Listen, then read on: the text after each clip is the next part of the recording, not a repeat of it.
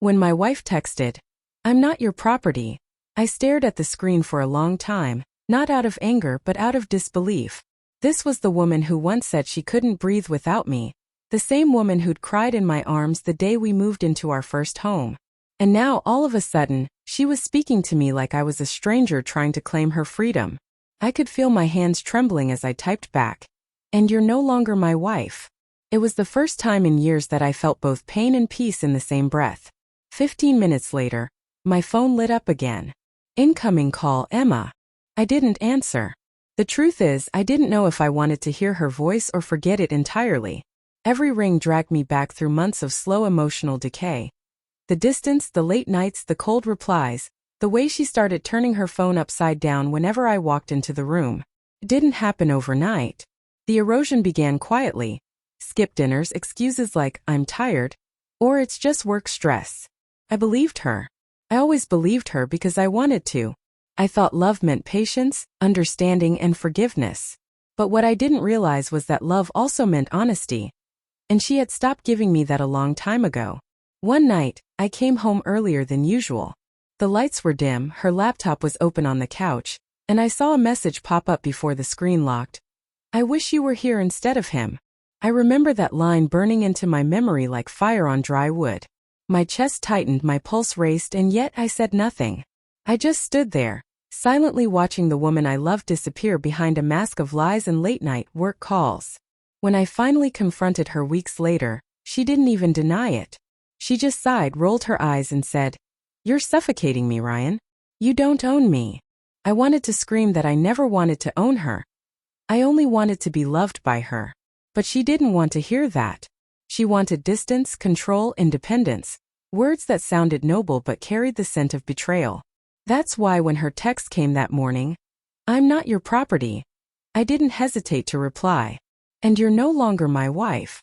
The silence after that message felt heavier than any argument we'd ever had. My phone screen dimmed, the room fell quiet, and all I could hear was the ticking of the wall clock. Steady, mocking, endless. Then, one by one, the notifications began. 15 missed calls in less than an hour. Her name flashing over and over again like a ghost refusing to fade. But I didn't answer. Not because I wanted to punish her, but because I'd finally realized something. Every time I picked up, I lost a little more of myself. Emma had mastered the art of control without ever raising her voice. She didn't need to shout. She'd simply withdraw. Let me chase her with apologies, explanations, promises. It was always me bending, trying to make her happy, trying to fix us, while she watched from a distance as if she were the victim. That's how I lost myself. Slowly, quietly, in the name of love. I walked to the kitchen and poured myself a glass of water, trying to steady my thoughts. The reflection in the window didn't look like me anymore. The man staring back looked exhausted, not from lack of sleep, but from years of emotional exhaustion. The truth was, I had been living in denial. Every sarcastic comment, every cold glance, every night she turned away in bed, I had justified it all. I told myself it's just a phase. But the phase never ended. Her 15th call came right as I sat down. I let it ring until it stopped.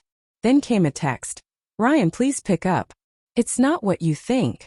The same line she had used before months ago, when I found out she'd been texting her coworker late at night. Back then I forgave her. I told myself they were just friends, that maybe I was overreacting. But that lie didn't age well.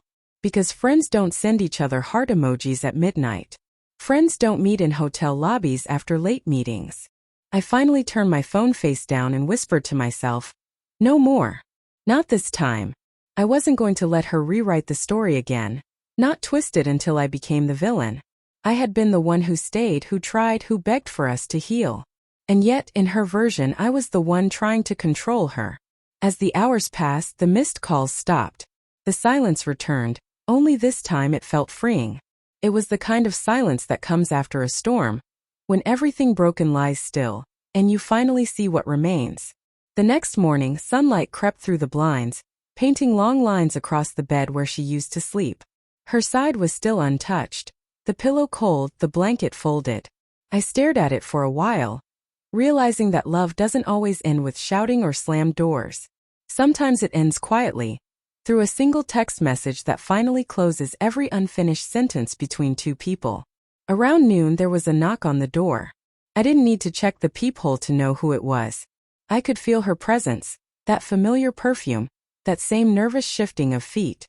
When I opened the door, Emma stood there, eyes red, phone in hand.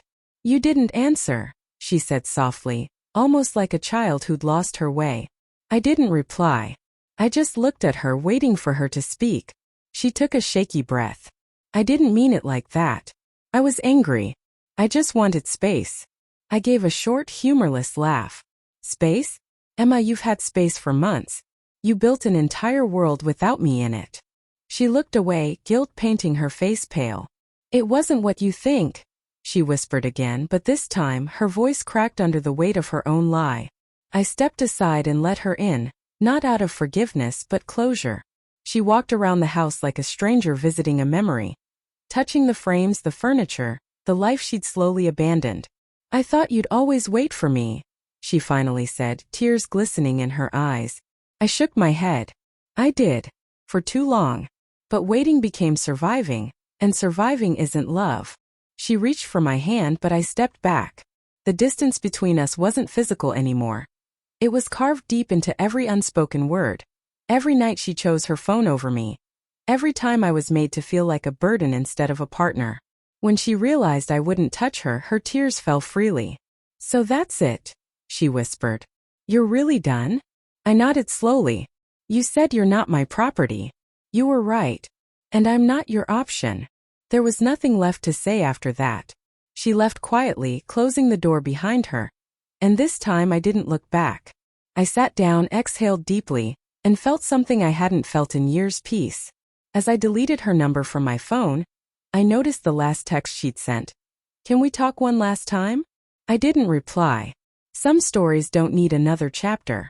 They just need an ending.